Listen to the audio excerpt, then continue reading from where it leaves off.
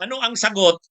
Ano ang reaksyon ng palasyo o ng Malacanang sa pakiusap ni Bato? Nagmamakaawa si Bato. Sana huwag niya akong ipadala sa dahig. Iyon lang naman. Kahit sa court dito sa Pilipinas, pareho tayong Pilipino, Mr. President. Pareho tayong Pilipino. Kung pwede lang, kung meron akong pananagutan,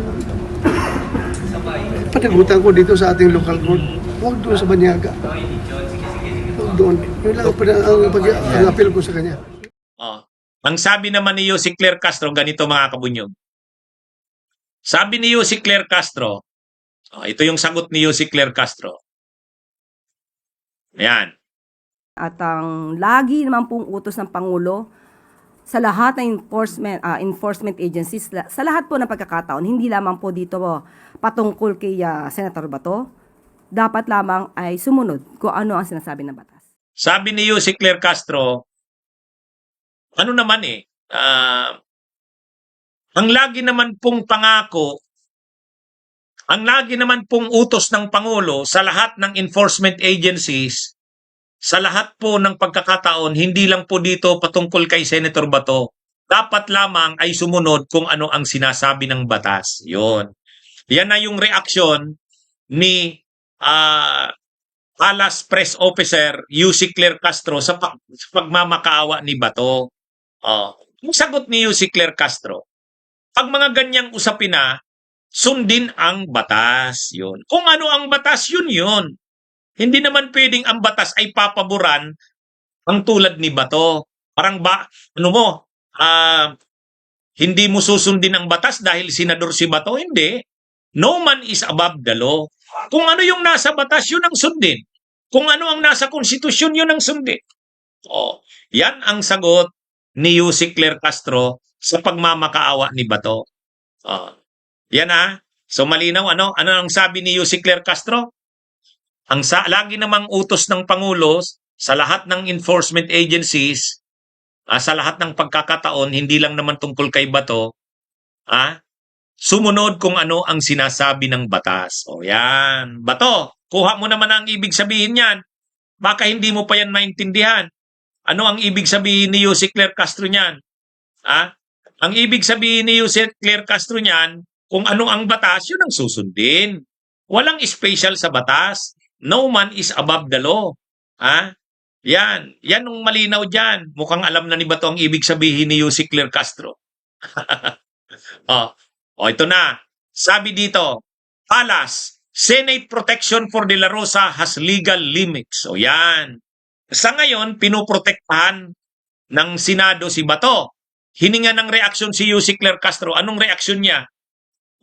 Ang sabi ni Yossi Claire Castro, may limit ang proteksyon ng Senado. May limit yan. Hindi naman yan absolute. Bato, alam mo na naman ang ibig sabihin ni Yossi Claire Castro niyan. Hindi ko gawa-gawa yan, sabi diyan, Palas, Senate protection for De La Rosa has legal limits.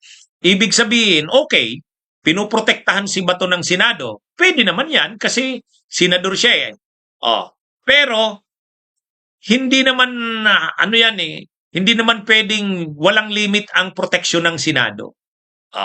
Yan na ngayon ang So ang tanong ngayon, ano ang limit sa proteksyon ng Senado? Tingnan muna natin sa konstitusyon. Ito ang nakalagay sa konstitusyon. Sa Article 6, the Legislative Department, 1987 Constitution. Article 6 yan Legislative Department. Sa section 11. Ano bang nakalagay sa section 11? Ito ang nakalagay mga kabunyog. Ayan section 11. Yan. Basahin ko. A senator or member of the House of Representatives shall, in all offenses punishable by not more than 6 years imprisonment, be privileged from arrest while the Congress is in session. No member shall be questioned nor be held liable in any other place for any speech or debate in the Congress or in any committee thereof. Actually, dalawang sentences ito sa isang section. Ang importante lang sa atin yung first sentence. Ang unang sentence yan yung privilege from arrest. Privilege from arrest. Okay? May privilege ba from arrest ang mga members ng Legislative Department? Ang sagot, yes. Pero hindi yan absolute na privilege. Privilege from arrest pero may limit. Yan yung sinasabi ni Yussi Claire Castro. May limit yan. Hindi absolute yan. Ibig sabihin, hindi yan tulad sa president. Ang presidente, absolute ang immunity from suit and from arrest. Sa presidente, ang presidente ay absolute ang presidente absolute ang privilege from arrest. Bakit iba yung sa presidente? Ay, ang presidente yan. Nakakahiya kung aarestuhin mo ang presidente. Kaya pwede siyang arestuhin o kasuhan pagkatapos na ng termino niya. Di ba si Erap ganun? Pero kapag senador ka, kongresista, hindi. Napakaano naman yan, dahil lang kongresista ka at senador ka, hindi ka pwedeng arestuhin. Ay, hindi naman ganun ang nakalagay sa konstitusyon. Di ba mga kabunyog, mga kababayan? Konstitusyon na ang nagsabi. Okay, balikan ko yung tanong. Pwede bang arestuhin ang senador o ang member ng Congress? Yes. Yes. Pwede siyang arestuhin. Pero, kapag ang kaso niya ay magaan lang, ano ang ibig sabihin ng magaan lang ang kaso? Yung imprisonment below 6 years. Below 6 years. Kapag below 6 years ang imprisonment mo, hindi ka pwedeng arestuhin habang nakasesyon ang Senado, ay ang Kongreso. Pero, kung ang kaso mo ay mabigat, 6 years pataas, pwede kang arestuhin kahit nakasesyon ang Senado. Yan ang malinaw. Yan ang sinasabi ni Yussi Claire Castro na Senate Protection for De La Rosa has legal limits. Nakalagay mismo sa batas. Hindi pwedeng na na senador ka, hindi ka pwedeng arestuhin. Ay, grabe naman yan. President lang naman ang immune from suit, saka immune from arrest. Ang senador at saka members ng Congress, hindi pwedeng arestuhin kapag ang kaso ay below 6 years ang parusa. At saka nakasesyon ang Congress. Yun ang dalawang requirements. Para hindi maaresto, member ka ng House o kaya member ka ng Senate, kapag ang kaso mo, ang imprisonment ay mababa sa 6 years at saka nakasesyon, hindi ka pwedeng arestuhin. Pero kung ang parusa sa iyo ay mabigat, 6 years pataas, at saka kahit pa nakasesyon ang Congress, pwede kang arestuhin. Ano yung mga examples? Nakita nyo si Laila de Lima 2017. Ano ang kaso niya? Illegal drugs. Gawa-gawang kaso nila Duterte. Lumabas yung arrest warrant. Inaresto siya sa loob ng Senado. Pumunta sa taas yung mga otoridad, yung mga authorities, law enforcement. Pumunta sila doon. Nagsesesyon ang Senado noon, nakiusap si dadaan lang muna ako sa bahay, kukuha ng gamit. Yun. Pero inaresto siya sa taas, sa Senado. Nakasesyon yun. Bakit siya inaresto si Laila? Kasi drugs yun eh. Yung kinaso nila Duterte kay Laila, drugs. Ano yun? More than 6 years yun, syempre. Si Trillanes, noong 2018, inaresto din siya. Ang kaso niya, rebellion. Gawa-gawa na naman nila Duterte.